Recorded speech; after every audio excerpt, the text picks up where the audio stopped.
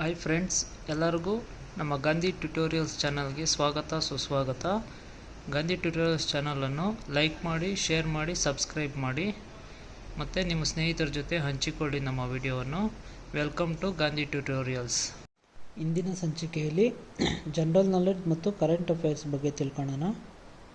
ಎಲ್ಲರಿಗೂ ಮತ್ತೊಮ್ಮೆ ಗಾಂಧಿ ಟ್ಯುಟೋರಿಯಲ್ಸ್ಗೆ ಸುಸ್ವಾಗತ. ನೋಡಿ ಫ್ರೆಂಡ್ಸ್, GDP ಬಗ್ಗೆ ನ್ಯೂಸಲ್ಲಿದೆ.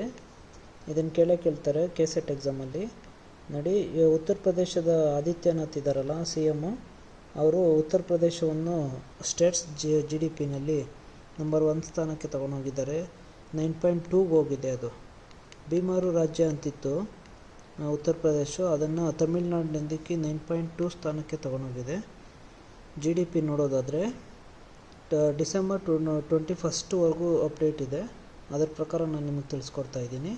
ತಮಿಳುನಾಡು GDP 9.1 ಇದೆ, ಗುಜರಾತು 8.2 ಇದೆ, ವೆಸ್ಟ್ ಬೆಂಗಾಲ್ 7.5 ಇದೆ, ಕರ್ನಾಟಕ 6.2 ಇದೆ, ರಾಜಸ್ಥಾನ್ 5.5 ಇದೆ, ಆಂಧ್ರ ಪ್ರದೇಶ್ 4.9 ಇದೆ, ಮತ್ತು ಮಧ್ಯಪ್ರದೇಶ 4.6 ಇದೆ. ಇನ್ನು ಉತ್ತರ ಪ್ರದೇಶದ ಬಗ್ಗೆ ಹೇಳೋದ್ನಲ್ಲ, ಯೋಗಿ ಆದಿತ್ಯನಾಥ್ ಅವರು 9.2ಗೆ ತೊಗೊಂಡೋಗಿದ್ದಾರೆ ತಮಿಳುನಾಡಿನ ಹಿಂದಕ್ಕೆ.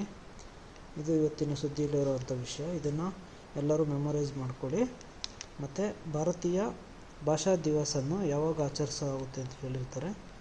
ಡಿಸೆಂಬರ್ 11 UGC ಘೋಷಣೆ ಮಾಡಿರೋದು.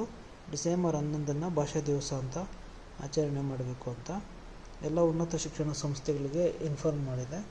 ನೆಕ್ಸ್ಟ್ ಕ್ವಶನ್ಗೆ ಕಾಯ್ತಾ ಇರಿ. Thank you, bye bye.